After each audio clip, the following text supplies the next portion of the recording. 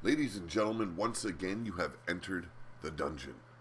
I am the Dungeon Dweller. My name is Pete Wall. You are watching Pillar to Post, and this is your Money in the Bank preview and prediction show.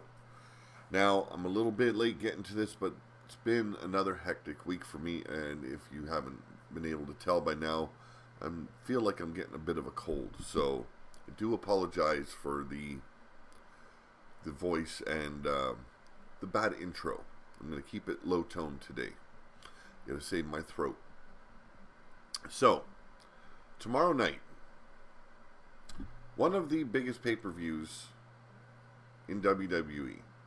It's been like that every year, and sadly, every year it's been getting worse. More and more already made men being added to the Money in the Bank ladder match than the year before. It used to be that the ladder match was to elevate the up-and-coming superstar, bring them up to that point where they were at the pinnacle, in the main event scene. And now you have 3/4 of this Money in the Bank ladder match for the men, already made men. Okay, you've got Shinsuke Nakamura. He doesn't need to be elevated. He's going to get his title shot regardless of what happens here at Money in the Bank. Kevin Owens, U.S. champion, former Raw champion or Universal champion. Dolph Ziggler, 2-time world champion. AJ Styles, already a champion. So who's left? You have Baron Corbin and you have Sami Zayn, both that need to be elevated. Now, does Baron Corbin really need the Money in the Bank to be elevated to that main event status? No. But he has not won an Intercontinental title yet. He has not won a world title yet. So he fits in the bracket.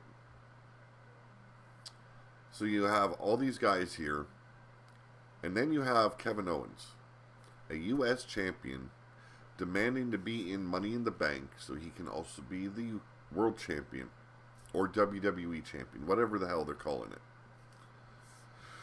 And it makes me wonder why they have a mid-card title like the U.S. title on SmackDown or even the Intercontinental title on Raw. It makes no sense to me. That title should be defended every single pay-per-view that comes up for SmackDown or the Intercontinental title for Raw. It should not make a difference what kind of pay-per-view it is or what kind of match that the champion wants to be in. Okay, he should have to defend that U.S. title no matter what. Okay? If they're going to stick him in the Money in the Bank, make him do double duty for the night. Make him defend his U.S. title first. And then enter the ladder match. See if he's going to drop the title because he doesn't want to waste his energy in a big fight before he goes into a bigger fight. A more extreme fight. To me, that's what I do. You want to play in the big match? Fine.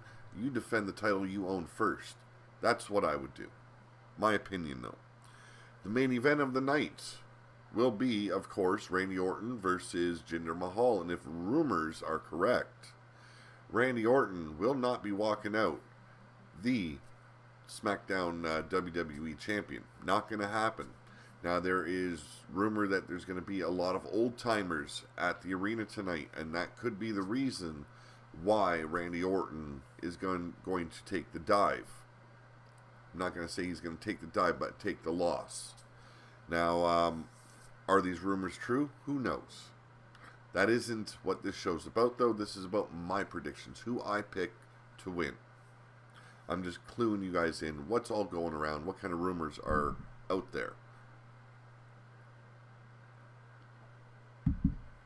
Now, we all know Jinder Mahal won the title from Randy Orton at the last pay-per-view.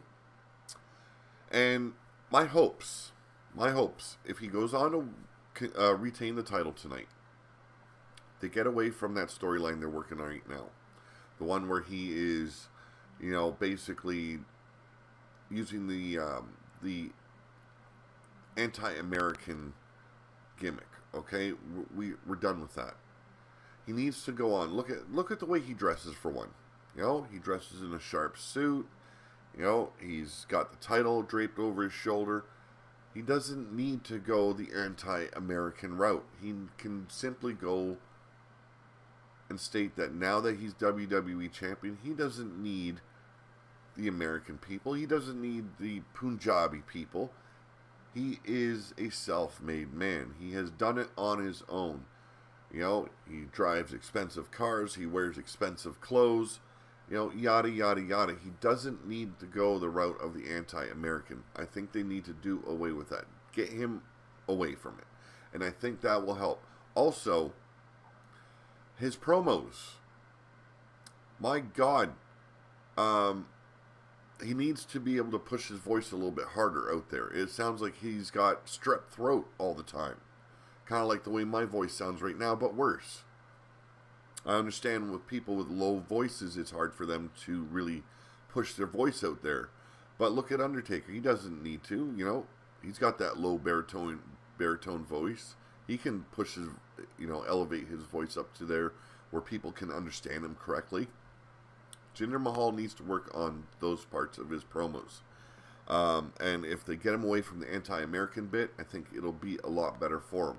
Because by the sounds of it, they are considering on having him hold that and retain that title for quite some time. Maybe even up to the summer. My opinion, for the main event, I want Jinder Mahal to succeed. Okay? I want to see a new superstar in the top instead of always the same guy that repeats himself like Randy Orton is known to do. He repeats the same promos over and over. It's rinse, repeat with him, and I'm tired of it. On top of that, he's boring to watch these days. Now, he kind of falls in that same category as Dean Ambrose. He looks good when he's on the hunt for the title, but once he's got that title, he just kind of goes boring. It's like, well, I got the title now. I don't need to try. And that is the biggest problem. So, I'm going to go with Jinder Mahal for tomorrow night. I think he needs to win. I think it'll look good for him. And if they can break away from that god-awful anti-American gimmick, I think it will do wonders. Now, there is another thing. Rusev is cleared to return, and rumors are he is supposed to be returning this week sometime. Does that mean he could appear at Money in the Bank? Who knows? You know, could he interfere on Randy Orton's behalf because he's pissed off his former tag team partner has been elevated to a status that he thinks he deserves, and that should have rightfully gone to him if he wouldn't have gotten injured. We're going to find out tomorrow night at 8. I think they should hold off till SmackDown to bring Rusev back in, and I think he should go straight after Jinder Mahal. I think that should be Jinder Mahal's next battle to overcome, taking out his former tag team partner. So up next we have the men's Money in the Bank ladder match. That's AJ Styles, Baron Corbin, United States champion, and the new face of America, supposedly, Kevin Owens, Sami Zayn, Dolph Ziggler, and Shinsuke Nakamura. Now, since I started this podcast, I have let everyone know how much I am behind the guy that, you know, he's been really trying. He's been getting better. He's been improving every week, and that is one Baron Corbin. I could really see this being his night. Now, they haven't really done proper build-up to this match. They've been doing a lot of six-man tags and a lot of other crap. But there's always been heat between Baron Corbin and Sami Zayn, Kevin Owens, Sami Zayn, heat between Dolph Ziggler and Shinsuke Nakamura, and recently a little bit of, camaraderie between AJ Styles and Shinsuke. But that camaraderie is out the window because this is every man for himself, and they all want the same thing. They want that briefcase high above their heads, and they're going to have to climb a damn big ladder to get there. So, you know, my pick would be Baron Corbin. I think he is the rightful, deserving person to grab this title. I think it'll work perfectly in his pursuit to be elevated to the main event and to become the next WWE World Champion. So my pick is Baron Corbin, simply for the fact that AJ Styles, Kevin Owens, and Dolph Ziggler and Shinsuke Nakamura do not need this kind of push. They don't need to be elevated. They've already been pushed to the top. Okay?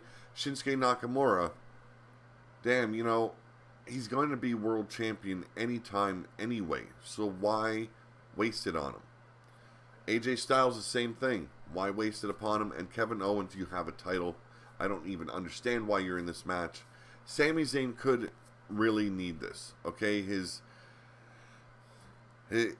career hasn't gone the way I think he would have liked to have gone here in WWE. I think he expected a lot more. But to me, Sami Zayn needs to be fighting Kevin Owens for that United States champion and defeating Kevin Owens for it and being one of the best United States champions WWE has seen in a long time. The guy needs a lot of work, though. I know it's part of his gimmick, but I've been also told that's the way he really talks when he does a promo and he starts rolling with it. That motor mouth of his just flies off the handle, and I'm told that's the way he is for real life, in real life. So I don't know. I think he needs to slow it down just a little bit. But my pick for the men's Money in the Bank ladder match, it will be Baron Corbin tonight. I think he makes history tonight by becoming Mr. Money in the Bank, and I think it's rightfully deserved for Baron Corbin. Now up next is the women's Money in the Bank ladder match, and this is billed as a historical moment for SmackDown and WWE because this is the first women's Money in the Bank ladder match. They are finally letting the women take a little bit more risks here in WWE. I think what it's all going to come down to, who is going to take the bigger risk? Okay, because it is one thing to want to be in a historical match and another to be involved in something like the ladder match. And I don't know if many of these women have actually been involved in any type of ladder match format, be it in the indies or, you know, anywhere. So you've got Charlotte Flair, Natalya, Becky Lynch, Carmella, and Tamina Snuka. Now, I want to be honest, I would love to see a Snuka splash off the top of the ladder tomorrow night. I really would. You know, Tamina, she's gained a bit of weight since her kind of hiatus that she had. But to see that Snuka splash off the top of the ladder, I think it would be wonderful to see. Now, let's go over it. You've got Becky Lynch. She was the first SmackDown Women's Champion. You have Natalya. She hasn't had the SmackDown Women's Champion yet. She was a former Divas Champion, though. And Charlotte was a former Raw Champion. So the only two that really haven't held titles here are Tamina Snuka and Carmella. Now, there's rumors saying that Carmella is the dark horse here, and she is more than likely to win the Money in the Bank. Now, I don't know if I agree with that. Yes, she is one of the more deserving ones because she is one of the up-and-coming women superstars, but she needs a hell of a lot of work. Okay, her promos are cringe. A lot of her matches do not come out the way they should. There's a lot of botches. Tamina Snuka is another one. She hasn't had much TV time since her return. She just recently kicked the crap out of, who was it? Natalya, but she did come up on the losing side. I said Natalya, I meant Naomi. It was Tamina Snuka versus Naomi this past week on SmackDown. She kicked the crap out of her. She basically used her power and her size against Naomi. But in the end, it was Naomi, the women's champion, that would take the win. So she came up short. So we have Becky Lynch, Natalya, and Charlotte Flair. Now, I could see this as a way to bring Charlotte Flair back to the dark side, make her heel all over again. But I don't know if that's what they're planning. I think they want to have her kind of as a baby face, but with heel-like tendencies every now and then, because she does show that. Now, Natalya has been on the back burner for many years. She has finally been getting more TV time, more promo time, and more wrestling time. So I'm kind of struggling here. Becky Lynch is another one, you know. She won that title, she lost it to Alexa Bliss, and she has not held it since. So, damn, this one is hard to call for me because I see a couple of women here that are deserving. Natalya is the most deserving one, I believe. Yes, she was a Divas champion, but she's never been the SmackDown Women's Champion. Okay? I think this is where they need to elevate Natalya. This is what I would do.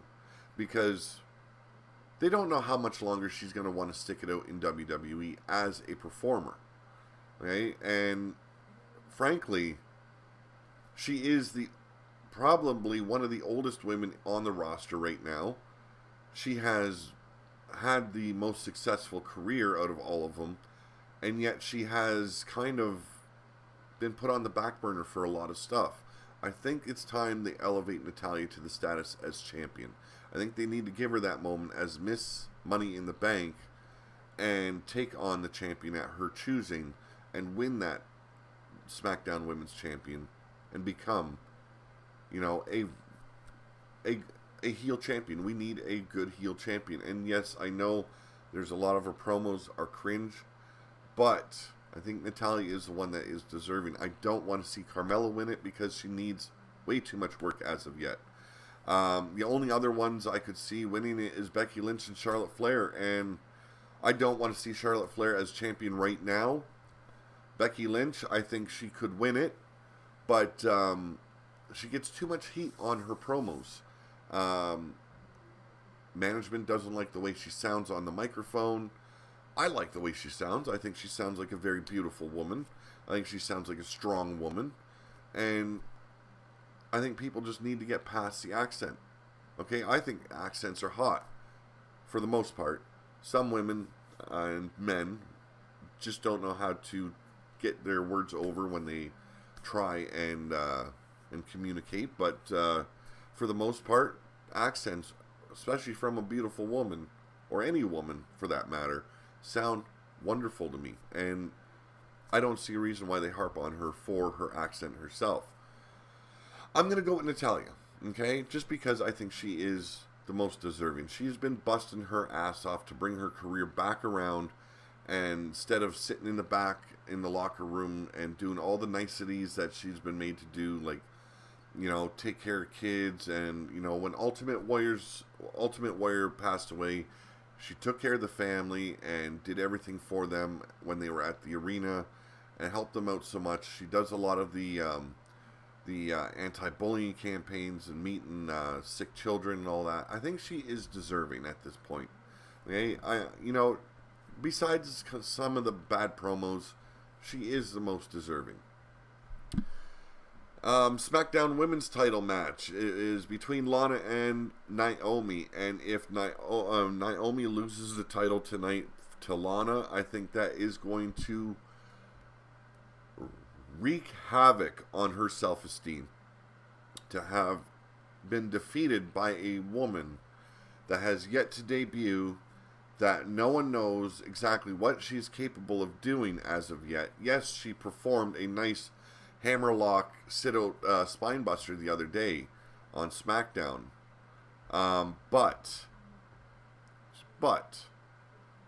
she's unproven yet. She's untested. And if she walks out the women's champion, I think Naomi's, not only her esteem, her self-esteem, but her career might take a little bit of a nosedive for a little bit. I think she might be going on a losing streak.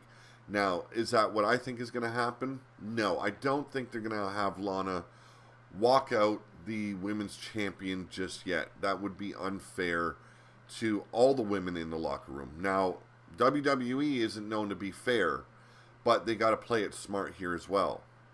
If Lana walks out, there's going to be a lot of pissed off people. There's going to be a lot of people cheering because they think Lana's hot. I believe she's hot too, but that doesn't warrant her a championship reign of any sort.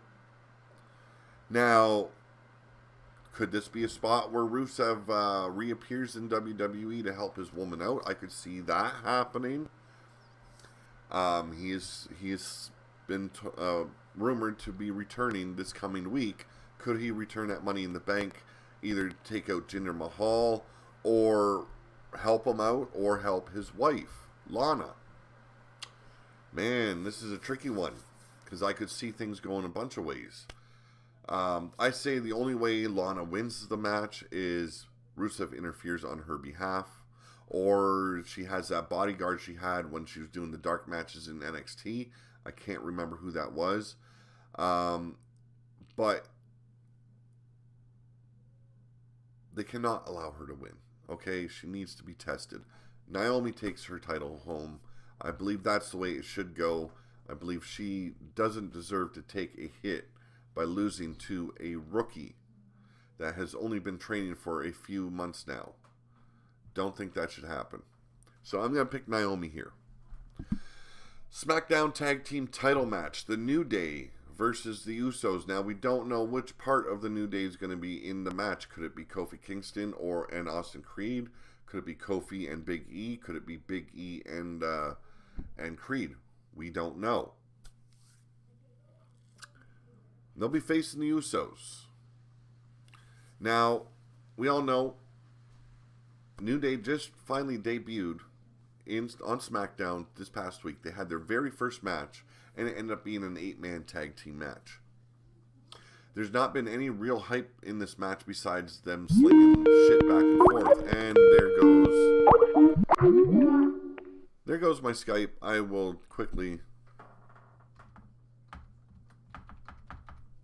take care of that.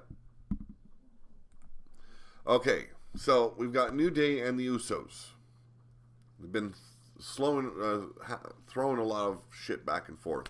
The Usos penitentiary promos, the New Day's, happy, joy, promos. To me, that isn't a way to build up a feud.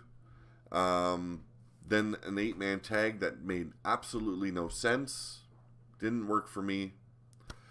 I want the Usos to retain, okay? I don't need New Day being champions and then breaking another record because, they have been the first, WWE tag team to hold SmackDown and Raw titles and, the longest reigning. No, I don't want to see that yet. I think the Usos should retain. I think they need to be put in the spotlight a hell of a lot more, and I think they need to start utilizing tag teams that have been shelved for so long. Ascension, American Alpha. We haven't seen these teams for quite some time. We need something. We need a bigger and better division because right now this is boring. I have no interest really in who wins this match, but I want to pick the Usos because I just enjoy them a lot more than the New Day. The New Day's happy, joy. Here's a unicorn cereal. A little, sex tape here and there and whatever else they do. I'm not interested. Just not interested in seeing them as champion. And then the kickoff show, we had a match added, the Hype Bros.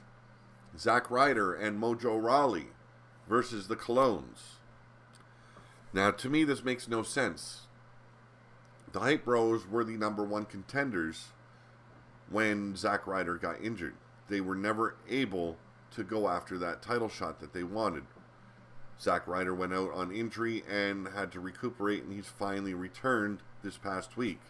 And he tells Mojo Rawley they have unfinished business to take care of. So to me, that would mean we're going straight after those champions. We don't care if they're in a championship match. We're going to make sure our shots come in our way. Instead, they go on to face the Colognes on the kickoff show. Makes no sense to me. It's a pre-show match. They usually don't mean anything to begin with. But what I would like to see here, because they wanted to push Mojo Rawley as a singles competitor. Now all of a sudden being thrust back in with a tag team partner, I don't know if Mojo's going to really like that. He wanted to go on it on his own in a singles career. I think Mojo Rawley needs to make some noise tonight. So what if it's on the pre-show? That'll make something big happen on the pre-show for once. Turn on Zack Ryder. Take him out in a big way. Leave him for the Colognes to pick his bones. That's what I would do with Mojo Rawley. Turn that sumbitch heel and make it look good. Even if it's on the kickoff show, it doesn't matter. Okay? Will it be a wasted spot? No, because there are plenty of people that watch the kickoff show. I'm one of them. I know there's a lot of other people that watch it too. Take him out. Take Zack Ryder out.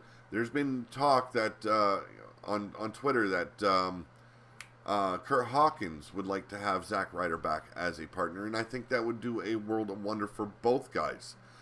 Look at Kurt Hawkins. You know, his career has been in a nosedive since he returned. He has been nothing but a that redheaded stepchild that likes to get beat up all the time. You know, that's what he reminds me of right now. Just he's been getting the boots put to him. He needs a tag team partner. Why not make it Zack Ryder? Reform that tag team, and maybe they become successful. Could add that team to SmackDown. They need it, or Raw. They both need it. They do. So why not? So that is Pillar to Post kickoff show. That is my preview and prediction show. We're gonna see how close I get this month. Last pay-per-view, I got pretty damn close. I got almost all of them correct. So let's see where it's gonna go from here. There will be another upload for Patreons tonight. Also, that will go live at around noon or 1 in the afternoon tomorrow. So make sure you're watching. This has been Pillar to Post. My name, as always, Pete Wall. I thank you for joining me. I thank all the new subscribers. And remember, Monday and Tuesday are going to be the Raw and SmackDown fantasy booking shows, a live stream. And then Friday and Saturday will be the Big Dog Independent Federation that is beginning here on Pillar to Post. A lot of people are anticipating the Friday and Saturday, and I can't wait to make everyone happy. So I will see you guys tomorrow and tonight as well. Tomorrow will be the upload that Patreons get tonight, and then later on that night I will be reviewing Money in the Bank. So take it easy, folks, and enjoy your pay-per-view.